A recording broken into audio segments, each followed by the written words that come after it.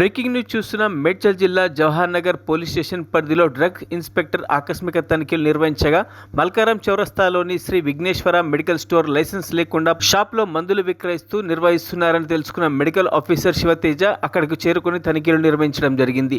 ఎలాంటి లైసెన్సులు లేకుండానే ఔషధాలను విక్రయిస్తున్నారని సుమారు 50,000 విలువ చేసే ఔషధాలను సీజ్ చేయడం జరిగిందని తెలిపారు. లైసెన్సులు లేకుండా మెడికల్ షాపులు నడుపుతున్న వారిపై కఠిన చర్యలు తీసుకుంటామని ఈ సందర్భంగా వారు తెలిపారు.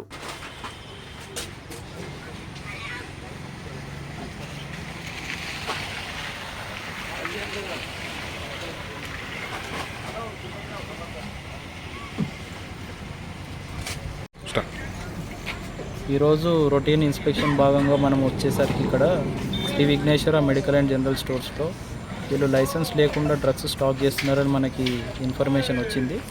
దాన్ని బట్టి లైసెన్స్ లేకుండా స్టాక్ చేయడం అనేది డ్రగ్స్ అండ్ కాస్మెటిక్స్ యాక్ట్ ప్రకారం నేరం కనుక వీటి షాప్లో ఉన్న మందులన్నింటినీ కూడా మనం సీజ్ చేయడం జరుగుతుంది.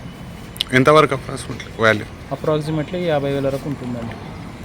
అంటే ఇది ఈరోజే చేస్తున్నారా రెగ్యులర్గా చేస్తున్నారా? రెగ్యులర్గా జరుగుతుంది, ఇవాళ ఇక్కడ జరిగింది.